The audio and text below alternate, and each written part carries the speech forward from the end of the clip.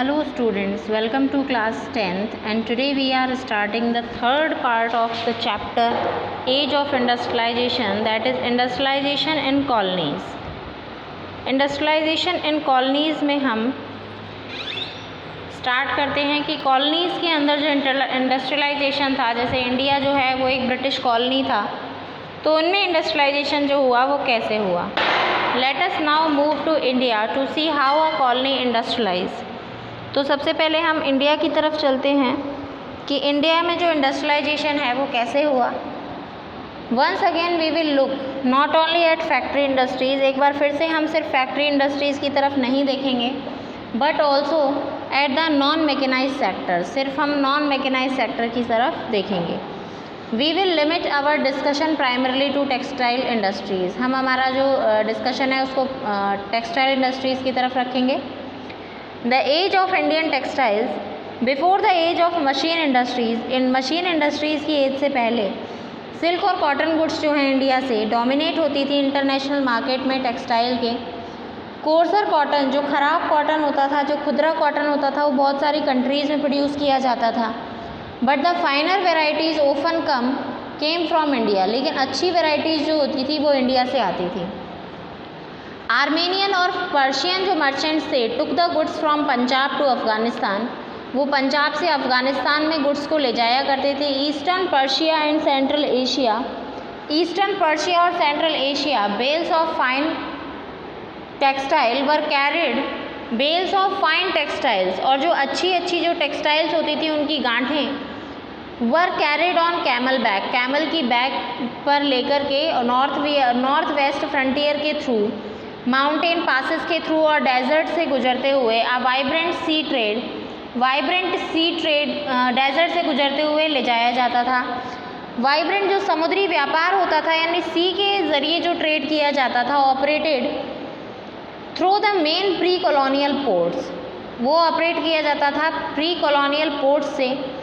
Surat on Gujarat coast connected India to the gulf and Red C port. Surat जो था Gujarat coast में, उसमें India को कनेक्ट किया जाता था गल्फ और रेड सी पोर्ट्स में.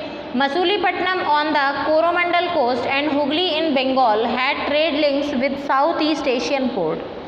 मसूलीपट्टनम ऑन कोरोमंडल कोस्ट में मसूलीपट्टनम जो था और Hooghly in Bengal had trade links with south Asian ports. A variety south Asian ports में. तो ये मेन जो कोस्ट थे, कौन से कोस्टल एरियाज से ज़्यादातर जो ट्रेड एंड कॉमर्स था वो होता था, that is Surat on Gujarat coast, जो कि इंडिया को कनेक्ट करता था गल्फ और रेड सी पोर्ट से. यूरोपियन कंट्रीज़ के आसपास जो कंट्रीज़ हैं उनसे कनेक्ट करता था इसको. Masulipatnam on the Coromandel coast और Hooghly in Bengal had trade links with south east Asian ports. A variety of Indian merchants and bankers were involved in this network of export trade. Indian merchants की variety and bankers इसमें involve थे network of export trade में. Financing production, जो कि production को finance किया करते थे. Carrying goods and supplying exporters, goods को कैरी किया करते थे और एक्सपोर्टर्स को सप्लाई किया करते थे. Supply merchants linked the port towns to the inland regions. Supply merchants जो थे वो पोर्ट टाउन्स को इनलैंड रीजन से कनेक्ट करते थे. They gave advance to the weavers, और वो वीवर्स को पहले ही एडवांस दे दिया करते थे. Procured the woven cloth from the weaving villages. और प्रोकर्ड यानी वूवन क्लोथ्स को, यानी पहले तो जो रॉ मटेरियल होता था उनको पोर्ट टाउन्स में इनलैंड रीजन से कनेक्ट किया करते थे, फिर वूवन क्लोथ्स को वीविंग विलेजेस से पोर्ट तक ले जाया करते थे. Carried the supply to the ports, और सप्लाई को पोर्ट्स, और उस सप्लाई को यानी वूवन क्लोथ को सप्लाई कर दिया करते थे पोर्ट में, और पोर्ट से वो बिग शिप्स के थ्रू एक्सपोर्ट कर दिया जाता था.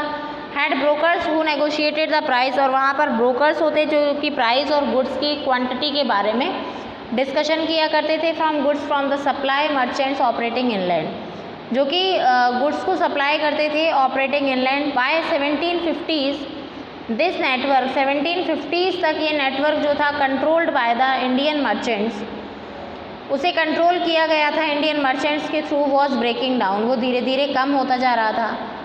द यूरोपियन कंपनीज जो हैं गेंड पावर. यूरोपियन कंपनीज़ को पावर मिलती जा रही थी for securing a variety of concessions. कौन कौन सी पावर्स यूरोपियन कंपनी को मिल रही थी? सबसे पहले तो कंसेशंस जो थे लोकल कोर्ट्स से उन्हें वो मिले, यानी इंडिया में उन्होंने बहुत ही कंसेशंस उन्होंने करा लिए थे। Then the monopoly rights to trade, और फिर ट्रेड करने के मोनोपोली राइट्स भी किसको दे दिए गए? इन मर्चेंट्स को ही दे दिए गए। The credit that had exports from these ports fail dramatically. फिर इन एक्सपोर्ट से धीरे धीरे जो एक्सपोर्ट्स जो ट्रेड से यानी कि पोर्ट्स सी पोर्ट से जो एक्सपोर्ट किए जाते थे वो धीरे धीरे क्या होने लगे? कम होने लगे। The credit that had financed the earlier, वो क्रेडिट जो पहले फाइनेंस किया जाता था, ट्रेड बिगन ड्राइंग अप, वो भी धीरे धीरे क्या होने लगा? कम होने लगा।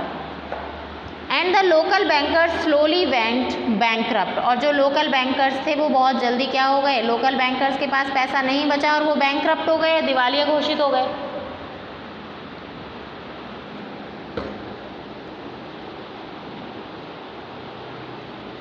In the last year of 17th century, the gross value of trade that passed through Surat, gross value जो थी ट्रेड की जो कि पास की होती थी सूरत से, हैड बीन ₹16 मिलियन, वो 16 मिलियन रुपीज़ वहाँ से पास किए गए थे, या उसकी जो ग्रॉस वैल्यू थी ट्रेड की वो थी 16 million. By the 1740s it has slumped to the 3 million, और धीरे धीरे ये कम होकर 16 मिलियन से 3 मिलियन तक आ गई, यानी कि जो एक्सपोर्ट्स थे उनकी वैल्यू बहुत कम हो गई धीरे धीरे। ये देखिए, ये जो आपको पिक्चर दिखाई दे रही है ये इंग्लिश फैक्ट्री है सूरत में 17th सेंचुरी की। जब सूरत और हुगली यानी ये दोनों ही पोर्ट, सूरत हुगली, जब दोनों ही पोर्ट क्या हो रहे थे? डीके हो रहे थे, यानी कि इनकी वैल्यू कम होती जा रही थी। उस समय बॉम्बे और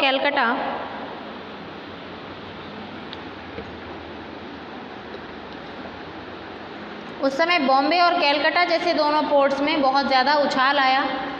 this shift from the old ports to the new ones was an indicator of the growth of the colonial power. ये शिफ्ट जो था फ्रॉम द ओल्ड पोर्ट्स से टू द न्यू वंस की तरफ, वॉज एन इंडिकेटर, ये एक indicator था of the growth of the colonial power की ग्रोथ के लिए। Trade through the new port, और न्यू पोर्ट से जो ट्रेड यानी सूरत और हुगली तो बंद हो गए थे और बॉम्बे और कैलकाटा अच्छे से ग्रो कर रहे थे।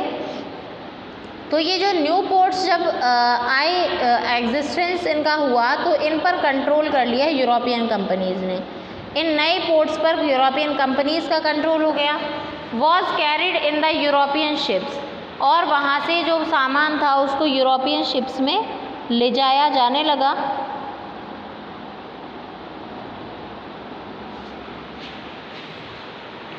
While many of old trading houses collapsed, और उस समय बहुत सारे जो ट्रेडिंग हाउसेस थे वो कोलैप्स हो गए। Those that wanted to survive had to now operate within a network shaped by the European trading companies, जो कि बहुत सारे ट्रेडिंग हाउसेस कोलैप्स हुए। दोज दैट द वांटेड, जो कि अब नए जो नेटवर्क हैं उसको सर्वाइव करना चाहते थे bye the European trading companies, नई ट्रेडिंग कंपनीज की तरह से। How did these changes affect the life of viewers and other artisans, in changes ने किस तरीके से वीवर्स की लाइफ को और अदर आर्टिशंस की लाइफ को चेंज किया, वो हम देखते हैं। वॉट हैपेंड टू वीवर्स, सबसे पहले हम जो देखेंगे वो हम देखेंगे वीवर्स के बारे में कि वीवर्स के साथ क्या हुआ या वीवर्स के साथ जो बिहेव था वो कैसा रहा। The consolidation of East India Company power, East India Company की जो पावर थी उसका consolidation after the 1760 did not initially lead, वो इनिशियली उसको लीड नहीं किया to a decline in textile exports from India. Textile exports जो थे इंडिया के वो स्टार्टिंग में ही डिक्लाइन नहीं हुए। British cotton industry had not yet expanded and Indian fine textiles were in great demand Europe. British की जो कॉटन इंडस्ट्री थी अब उनमें ग्रोथ नहीं हो रही थी और इंडिया की जो फाइन टेक्सटाइल्स हैं उनकी बहुत ज़्यादा डिमांड थी यूरोप में। So the company was keen on expanding textile exports from India, इसीलिए कंपनी जो है वो बहुत उत्सुक थी टेक्सटाइल एक्सपोर्ट्स पर एक्सपेंड करने में। Before establishing political power in Bengal, political power को बंगाल में इस्टेब्लिश करने से पहले and the Karnataka in the 1760s and 1770s, the East India Company had found it difficult to ensure a regular supply of goods for export. Establishing political power in Bengal, Bengal में जो political power थी उसको establish करने से पहले बंगाल और कर्नाटक में 1770 से पहले ईस्ट इंडिया कंपनी को बहुत सारी प्रॉब्लम्स आई कि वो एक्सपोर्ट के लिए गुड्स को कैसे सप्लाई करे। अब यहाँ पर इंडिया में तो फ्रेंच, डच और पोर्तुगीज़ ये लोकल ट्रेडर्स थे जो कि मार्केट में कंपटीशन दे रहे थे यूरोपियन कंट्रीज़ को टू सिक्योर वूवन क्लोथ्स के लिए।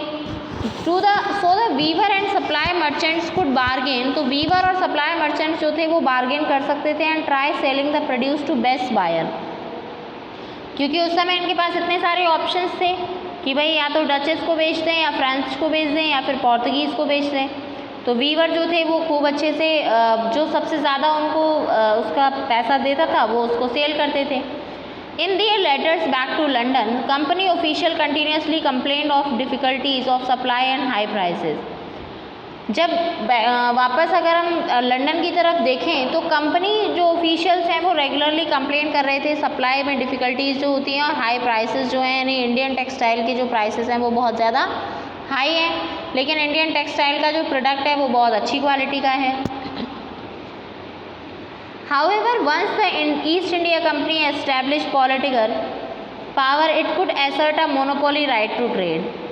जैसे भी हो, अगर ईस्ट इंडिया कंपनी, उन्होंने ऐसा सोचा कि अगर ईस्ट इंडिया कंपनी जो है वो कैसे भी करके अगर वहाँ पर अपनी पॉलिटिकल पावर को एस्टैब्लिश कर लेती है तो उसे ट्रेड पर मोनोपोली राइट मिल जाएगा। It proceeded to develop a system of management, और ये मैनेजमेंट और कंट्रोलिंग का एक सिस्टम जो है उसको डेवलप करेगी दैट वुड एलिमिनेट कॉम्पिटिशन, जिससे हमारा कॉम्पिटिशन जो है वो बिल्कुल ख़त्म हो जाएगा और कॉस्ट पर पूरा कंट्रोल हमारा रहेगा, यानी कि ब्रिटिशर्स का रहेगा, ऐसा ब्रिटिश सोच रहे थे। Ensure regular supplies of cotton and silk goods, और रेगुलर सप्लाई की जाएगी फिर तो कॉटन और सिल्क गुड्स की। This is did through a serious of step, और ये जो चीज़ थी वो धीरे धीरे की गई कुछ एक स्टेप्स के थ्रू। वो स्टेप्स देखते हैं। तो फर्स्ट स्टेप क्या था इनका, कंपनी ने सबसे पहले क्या किया, एलिमिनेट द एग्जिस्टिंग ट्रेडर्स। सबसे पहले तो उन ट्रेडर्स को वहाँ से बाहर निकाला, उन ट्रेडर्स और ब्रोकर्स को जो कि क्लोथ ट्रेड से कनेक्टेड थे। Establish a more direct control over the weaver, directly वो किसके पास चली गई, यानी कि वो जो मीडिएटर्स थे उनको हटा दिया, उनको एलिमिनेट कर दिया और डायरेक्ट वीवर पर कंट्रोल किया। एक पेड सर्वेंट उन्होंने रखा जो कि वीवर्स की एक्टिविटीज़ को, यानी कि एक सर्वेंट को रखा जो वीवर्स की एक्टिविटी को क्या करेगा, सुपरविजन करेगा, उनका सप्लाईज़ को करेक्ट करेगा और एग्जामिन करेगा क्वालिटी क्लोथ की। तो इसमें जो वीवर के ऊपर कंट्रोल रखने के लिए जिस सर्वेंट को रखा गया था उसका नाम था गोमस्टास। ये इंपॉर्टेंट है, कई बार आ भी जाता है गोमस्टास कौन थे। तो सबसे पहले तो इसने वो मीडिएटर्स हटा दिए और एक गोमस्टा को अपॉइंट कर दिया उन पर नज़र रखने के लिए, उनकी क्वालिटी देखने के लिए। सेकंड, उसने कंपनी के वीवर्स को, it prevented company weavers from dealing with other buyers. वीवर्स जो हैं वो अदर बायर्स से डील नहीं कर पाएंगे। One way of doing this was through the system of advances. एक बार अगर ऑर्डर प्लेस हो गया तो वीवर्स वर गिवन लोन्स, वीवर्स को लोन्स दिए जाएंगे परचेज रॉ मटेरियल, यानी कंपनी जो है वो वीवर्स को रॉ मटेरियल परचेज करने के लिए लोन देगी अपने प्रोडक्शन के लिए, और जो भी लोन लेता है उसे अपना जो प्रोडक्शन है क्लोथ का वो किसको देना होगा, गोमस्टा को देना होगा। They could not take it any other trader, वो किसी और ट्रेडर को नहीं दे सकते। जैसे जैसे लोन, यानी धीरे धीरे क्या करती जा रही थी, कंपनी कंट्रोल करती जा रही थी। एज लोन्स फ्लोड इन, जैसे जैसे लोन्स चलने लगे तो फाइन टेक्सटाइल्स की डिमांड भी एक्सपेंड होने लगी। वीवर्स जो थे वो एडवांस ले लेते थे और ज़्यादा से ज़्यादा अर्न करने के चक्कर में थे। बहुत सारे वीवर्स ने स्मॉल प्लॉट्स ऑफ लैंड जो कि पहले वो कल्टीवेट करते थे वीविंग के साथ साथ, and the produce from this took care of family needs. Now they had to lease out the land, devote all their time to weaving. अब उन्होंने लैंड को तो लीज पर दे दिया, यानी किसी और को खेती करने के लिए दे दिया और सारा टाइम वीविंग में लगाया जिससे ज़्यादा से ज़्यादा अर्न कर सकें। लेकिन उन्हें पता नहीं था कि ऐसा नहीं होने वाला है। उनको जो कंपनी जो फ़ायदे दे रही है वो खुद के फ़ायदे के लिए दे रही है।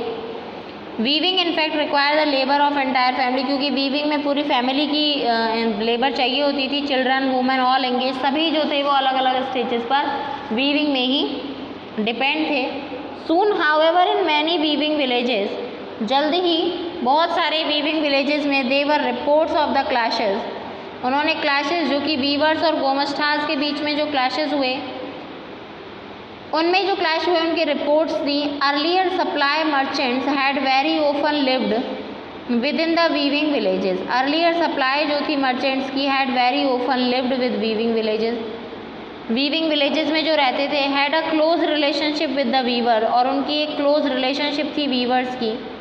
Looking after their needs and helping them in the time of crisis, और उनकी नीड्स और helping them in the time of crisis, crisis के टाइम में।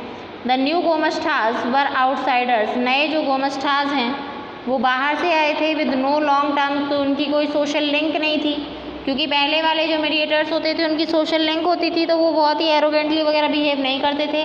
अगर किसी के पास प्रोडक्शन नहीं हो रहा है तो वो उन्हें कुछ नहीं कहते थे, लेकिन ये जो गोमस्टास थे वो बहुत ही एरोगेंटली बिहेव करते थे। March into villages with sepoys and peons, सिपाहियों के साथ जाते थे मार्केट में और जो भी विलेजेस में, और वीवर्स को अगर सप्लाई में लेट हो जाता था तो वीवर्स को पनिशमेंट दी जाती थी, कई बार उन्हें बहुत ज़्यादातर पीटा और घसीटा जाता था। Weavers lost the space to bargain for prices, अब जो वीवर्स थे उनके पास से तो प्राइसेस को बार्गेन करने का भी ऑप्शन छीन लिया गया था। And sell to different buyers, और अब अलग बायर्स को उन्हें बेचना पड़ रहा था, और जो प्राइस कंपनी उन्हें देती थी वो बहुत कम थी। Loans had accepted tight term to the company, और लोन्स जो उन्होंने लिए थे वो टाइट जो किए गए थे कंपनी से, वो उन्हीं को चुकाने में पूरा जो उन्हें मिलता था वो चला जाता था। कर्नाटक और बंगाल के बहुत सारे प्लेसेस में वीवर्स जो थे उन्होंने जगह खाली कर दी, यानी गांव के गांव खाली कर दिए और अपने लूम्स जो थे वो अदर विलेजेस में लगा दिए जहां पर उनके कुछ और फैमिली रिलेशंस थे। Elsewhere weavers along the village traders revolted, और कई जगह पर वीवर्स जो थे उन्होंने रिवॉल्ट कर दिया अपोजिंग द कंपनी, कंपनी के खिलाफ और उसके ऑफिशियल्स के खिलाफ, क्योंकि लोग परेशान हो गए थे कि एक तो हमें कम से कम पैसा दे रहे हो और वो सारा भी हमसे मतलब मारपीट के ले रहे हो और बहुत ज़्यादा हमें परेशान कर रखा है। ओवर टाइम मैनी वीवर्स, बहुत सारे वीवर्स ने लोन लेने से मना कर दिया। क्लोजिंग डाउन दी वर्कशॉप, अपनी वर्कशॉप क्लोज कर दी और एग्रीकल्चर लेबर बन गए और एग्रीकल्चर की तरफ चले गए। लेकिन 19th सेंचुरी में कॉटन वीवर्स ने एक नई प्रॉब्लम फेस की। वो प्रॉब्लम्स क्या थी वो देखते हैं। तो नेक्स्ट जो टॉपिक होगा हमारा that is Manchester come to India. जब मैनचेस्टर इंडिया में आया उसके बारे में हम पढ़ेंगे, तो ये हम पढ़ेंगे in the next video. So thank you, have a nice day, read this carefully and make the notes timely.